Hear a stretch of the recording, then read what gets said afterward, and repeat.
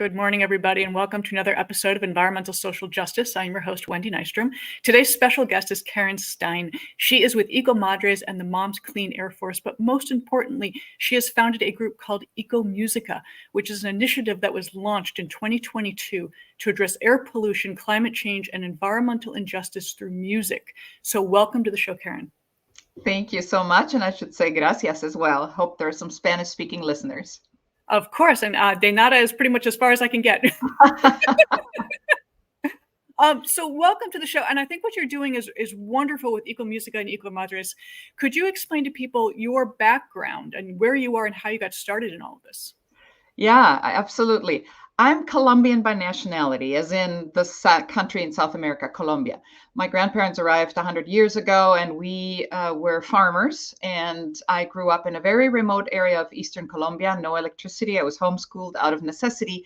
The beauty of that upbringing was that I was immersed in folk music as it was played by people working and relaxing every day, every week. So that marked me. And later on, when I actually did go to a school in high school and then in college, and living in Latin America, first in Colombia and later in Costa Rica, you inescapably understand as a Latin American person that music is part of your language. And when I had the opportunity to work with Moms Clean Air Force and EcoMadres, I presented the idea that we should also use music as part of our language to include Latinos and Latinas. And I think that is how it started. It became a personal story, became a mission with a wonderful national organization. It is, and we've interviewed 𝐄𝐜𝐴DRs in the past, and what you guys are doing is really wonderful to help children. And you said once you're a mom to everyone. It kind of just becomes ingrained in you. So you've taken on that role of being a mother to everybody, but also the communication through music, which is very lively in many cultures. Many cultures do use music to communicate and tell stories and teach lessons. So I think it's wonderful what you're doing. Now, it's not just random people. You actually do have professionals from all over that work in the EcoMusica. Yeah, let me back up, if I may, just a minute to put the context in. EcoMadres is a program of Moms Clean Air Force, and Moms Clean Air Force is a national organization of over 1.5 million members.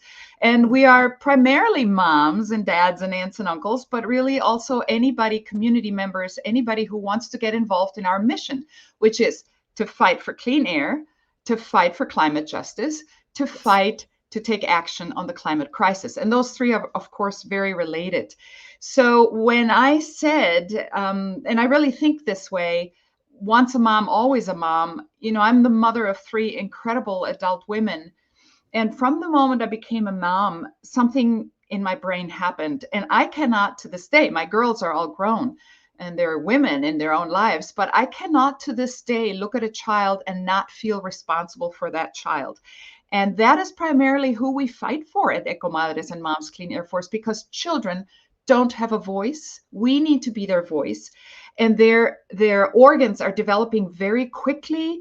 Their metabolic rates are very fast. So anything that affects us in terms of air pollution and the climate crisis and any kind of health emergency affects children more so. And that is part of what we do with the EcoMusica program. We try to talk to parents through music, because a lot of parents, Latinos and Latinas especially, are barely getting through the day, making a life, making the future for their children better. And they don't always have a chance to stop and think what their children are breathing, what they're breathing at school, at church, where they work. And we know that Latinos are disproportionately affected, and music being a language, we hope to reach the families who most need it with the music. I do love the fact that you focus on the clean air and the pollution aspect, because you are absolutely right. There are a lot of communities that are exposed to contamination and pollution. We can call it emissions, which I kind of avoid that word because it sounds almost polite. I just want to call it pollution, what it is. It does affect their developmental organ, as they're developing, as their organs are growing, it does affect them and you can get sick, but it has an emotional toll, because if you can't breathe and you don't know why and you're a little kid, you're going to have that holds you back. And there's actually been documented evidence to say that it will affect you for the rest of your life and your earnable income. So we have to defend children now. Absolutely. And you mentioned children, but a lot of pollution starts damaging children's organs before they're even born. So we You're know about particle pollution. We know this about mercury and stress. You mentioned mental health. The stress in a pregnant person gets transmitted chemically to the developing child. And there are studies backing up how this can have an effect along into life. And then there's also the stress of the young generation who are looking at the future they're inheriting. And it's not just those who suffer asthma attacks and what's happening to me, but it's these young people who are building a future as well. And they may not feel sick now, but they know what the climate crisis entails and what pollution entails. So absolutely, it happens before they're born and as they become adults. I beautifully said, and very specifically said, because all of those things are very true that people do need to know about and understand. This isn't just, oh, I'm feeling a little congested today, or oh, there's, I live in California, and back in the 70s, they would have pollution days where everyone would just stay inside, wait for it to go away. This is something we can no longer ignore. And through your messaging with EcoMusica, started in 2022, but you actually have a very long history in music. I believe 21 years of a music background. Well, actually, now jump forward. The pandemic kind of put a funny pause and everything, but let's call it 24 years. This is 2024. So yes, absolutely. Music, and if you will, music has been part of my life since I was a kid, but it became a profession later. And yes, I play with 8 different ensembles that I direct, but EcoMusica, let me just say that EcoMusica is actually a program, and the music we play is part of that. EcoMusica is messaging through music. It's the production of videos with certain purposes. For example, encouraging Latinos to vote, or talking about children who are begging their adult generation to look out for them. So through videos, but also through recorded songs. And we could dream on and on. I can see EcoMusica someday becoming part of workshops where we work in communities and actually with families. As they're learning music, they're also learning about all these things that are affecting their health and what they can do about it. That's the main thing of EcoMusica, the program. It's let's take action. And here is how we can help you, because at Moms Clean Air Force and EcoMadres, that is what we do. We amplify voices, we amplify concerns, because we just happen to have the system in place to talk to legislators, the EPA, et cetera. Oh, could you please expand on that? Because I think that part is extremely important to let people know what work you are doing and how it is actually affecting change, especially with policy. Right. So there's so many things people can be working on, right? And at Moms Clean Air Force and EcoMadres, we have chosen air quality and the climate crisis and environmental justice. Those are the 3 main lanes in which we move.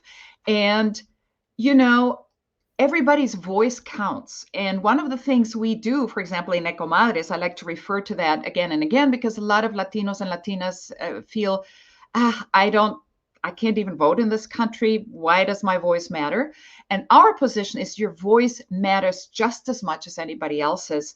And if you don't have the experience of calling a legislator's office to ask for an appointment, that's perfectly fine. Tell us your story. We will take the story there, and we will encourage you to present the story yourself. For example, at EPA hearings about air quality issues, we often include volunteers in their stories, and we help them. We assist them in writing a 3-minute statement with their own voice, with their own story. What's happening in their community? Why is my neighborhood so full of children with asthma? Those kinds of stories we take to legislators and we take to EPA, and we welcome everybody as a tool to tell their stories. It's wonderful work that you're doing, because going back to what you said earlier, everyone has the right to breathe clean air. I don't care where you're from. I don't care who you are. I don't care what you're doing. You have a right to clean air and clean water, and to just have access to those basic elements. And being that advocate and meeting with policymakers is not easy. It is not easy to get through that door and meet with them and tell them what you're working on, and to get them to understand and buy into what we are all doing to try to make things better. What Now you find, or if I can just jump in, what you find is that if you approach work with members of the House and of the Senate as a relation building process, and you do it respectfully, and we always focus on the health of children. This is not something people can easily argue against, that we want the best for our children, regardless of their political preferences. So if we focus on the health of children and stay at it respectfully, we have managed to build wonderful relationships where we thought the dead end wouldn't lead anywhere, through simple, persistent, respectful voicing of our concerns for the health of children and vulnerable communities. That's wonderful. What are so you're based in Iowa, I believe. I got that correct. Right. But you guys are national. We are national. And you have a large reach and large access to all of these organizations. Do you have any particular success stories that you're proud of that you guys have done? I know you're still young. Yeah, no, at the national level, countless ones. I can speak best for myself. Please. One of my proudest moments is when, precisely at one of the legislative meetings, this was with Senator Grassley a while back, we were working on an omnibus that's a collection of laws that for a particular purpose that was focusing on maternal health. Who can argue with maternal health, right? So I convinced one of the Latino mothers that I'm familiar with, that I know through my work, to talk about what happened to her unborn fetus as she was approaching delivery, and how the vital signs were changing. And she found out, she was at the time living in Texas, later in Iowa. She found out that this was relating to pollution she was inhaling, and this was affecting her fetus, and her newborn child needed some help after being born, and luckily she's fine. But it was a scary beginning for the life of this young person. And I convinced this woman, who didn't speak English, she just barely spoke English, to join me in this legislative meeting, just to say hola. I had talked to her about in advance what I would be saying, and she had the guts to show her face for the sake of her child. She trusted me, and she joined me in this effort to talk for 15 minutes with a legislator. That is one of my proudest moments, that there was somebody who saw hope in telling her child's story. That's amazing. That is, and I'm assuming it went very well. Like everybody. Oh, yes. Yeah, it was. Yes, absolutely. And everybody, in the legislator's office, in the senator's office, everybody truly expressed concern, and that they would look into this maternal health care law, and that they would support it in the best measure. So personal stories make all the difference.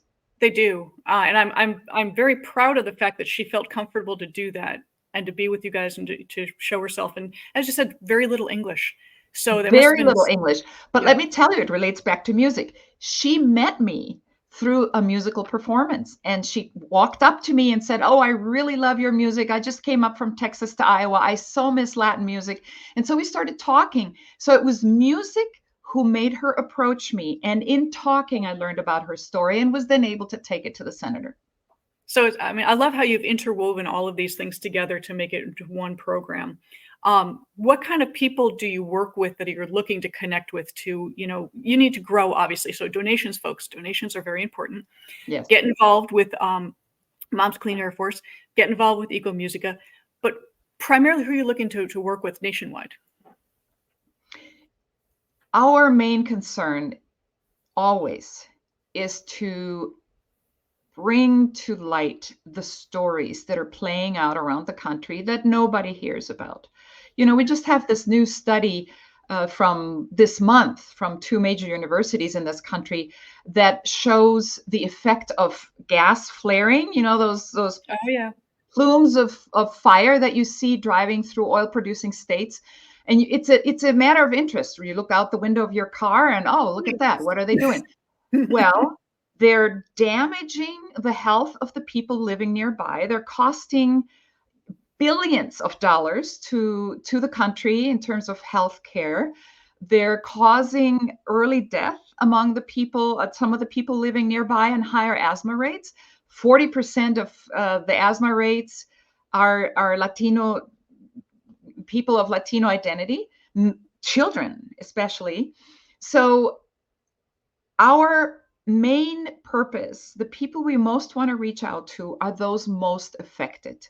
Yes. And to let them know, what's affecting them, because in many cases, the lack of knowledge and the language barriers don't even allow them to know that what their children are breathing at school or what their family members are breathing at work is dangerous for them. Oh, yeah. So that's number one. We want to spread the knowledge that certain groups of people are more affected than others, and it's people of color in general. People say, "Oh, that's such a cliche." It is the truth, and it's supported by data. So those are our primary people we want to reach out to, and of course, donors.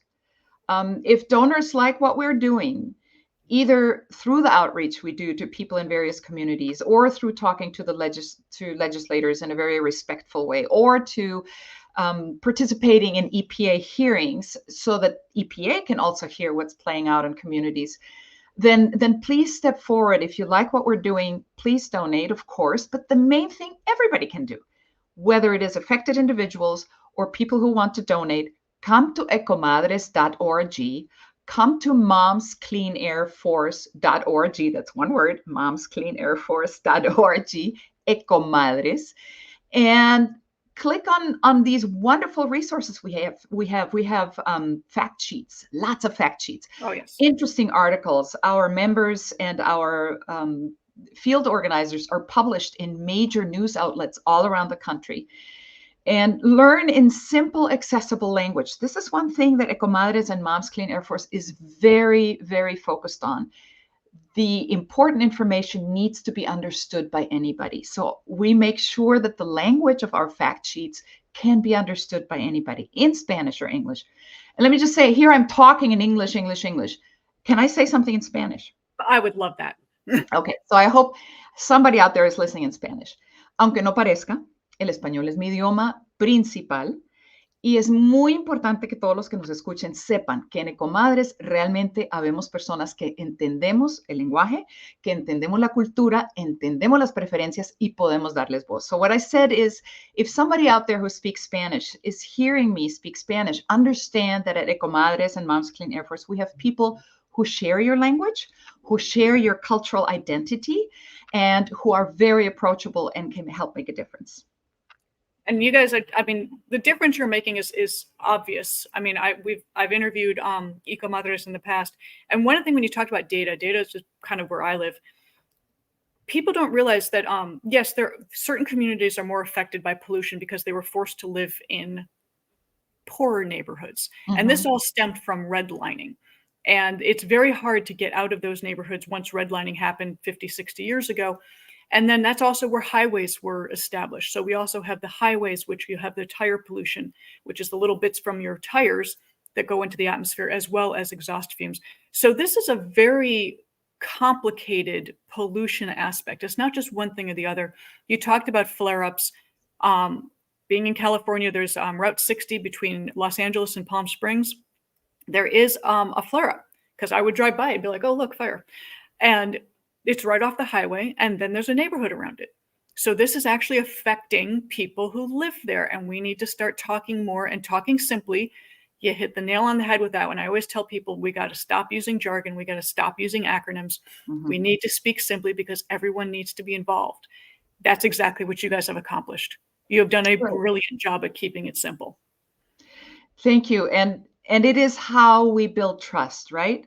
Yes. If we come in with acronyms and big words, yes, we have specialists within our organization that understand those big chemical words, but the communication that we do with our communities that we work with has to be simple. So for example, one of the major things we're working right now is we're very much engaged in helping people understand the so-called plastic recycling, or advanced recycling, or chemical recycling. This is basically a very sinister plot by the American Chemistry Association to sell the burning of plastics through pyrolysis, which is, low oxygen, high temperature burning of plastics, as a clean solution to our plastics problem. We all agree. We have a horrific plastics problem. We do. But what we're doing, we're using fossil fuels to make the plastics. Then this proposed burning is using fossil fuels again to burn the plastic. And then we're supposedly generating a low-grade fuel that can be reused. So we're burning now 3 times. Well, it turns out that this is not clean at all. It puts out these nasty chemicals into the air that are contained in plastic or in the ground. All this plastic waste that we're using, we're now taking it from the ground or the garbage pile and putting it in the air. Again. This is not acceptable. And it's presented as a very clean solution. So we have technical people who understand and can explain what's happening. But we at Moms tell people, if you hear about this, please understand that your community, if you allow this to be established in your community would be breathing things like mercury, things that are damaging to children's brains, Yes. Vinyl chloride. You don't want to be breathing that. So we try to translate the heavy duty science into things that people can communicate to their neighbors, to their children.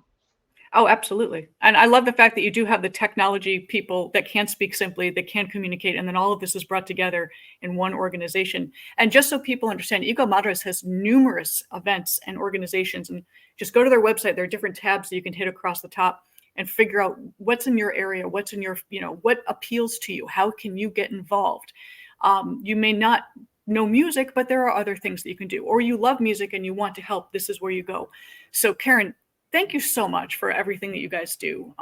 Your organization's wonderful. I mean, I cannot express that enough. Thank you. And we've been talking. Do you mind if I play a bit of a song to give people a sense of what it's about? Is that okay? Absolutely. Okay. Please. Great. Excellent. I have it ready right here, just in case you'd give me permission. This is a Venezuelan cuatro, also Colombian cuatro. It's an instrument I grew up with. And here's a snippet of one of the songs that we do. It's called El Pico del Tucán, and it raises the toucans speak. It's a song I wrote. And it raises the question of how do we solve this dilemma between what nature needs and what humans want, right?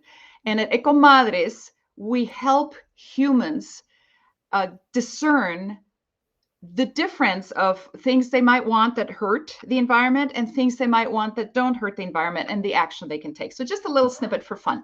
And it is in the rhythm of a Venezuelan joropo. I don't know if the sound setting is right. Let me know. Can you hear it? Okay.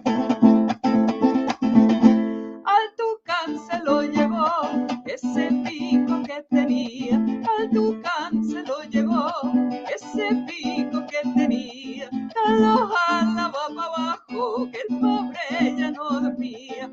Lo jalaba para abajo, que el pobre ya no dormía. I could go on and on, but it's a little. We should have opened with that. That's beautiful. Thank you. It's a unique sound. So if you go to ecomadres.org, @ecomadres.org, and you find a tab that's called EcoMusica, click on that, and you will be able to find out more about who we are. We are 6 to 8 musicians from lots of different Latin American countries, and Spanish is our native language.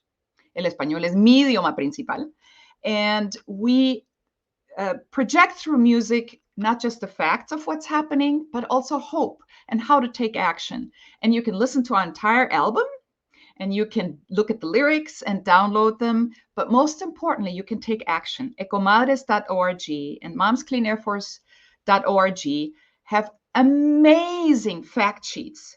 You can print them out, share them with your church, share them with your neighbors, share them with your legislators. Legislators cannot be specialists in everything. No. But we have these fact sheets that you can download in English or Español about all kinds of things, from fossil fuels to allergies to food security to environmental crises and what to do in climate emergencies, for example. They're there. They're free. Please use our resources. And if you can, donate. Absolutely. Please donate, folks. I cannot stress that enough. What you guys are doing is wonderful work. So, Karin, thank you so much for your time. Thank you for everything that you're doing and bringing music and climate together. I think the arts and climate change and science belong together because they do go hand in hand. I've seen it many times with artists. So, thank you for what you do. Muchísimas gracias. Music is just another language that we use to communicate. And what you're doing, Wendy, is amazing. Thank you for having us. And welcome to Comadres and Moms Clean Air Force if you've never heard about us. Muchísimas gracias. Thank you so much. You guys have a great day. I'm Wendy Nystrom, your host with Environmental Social Justice. Please check out EcoMadres. Please check out EcoMusica.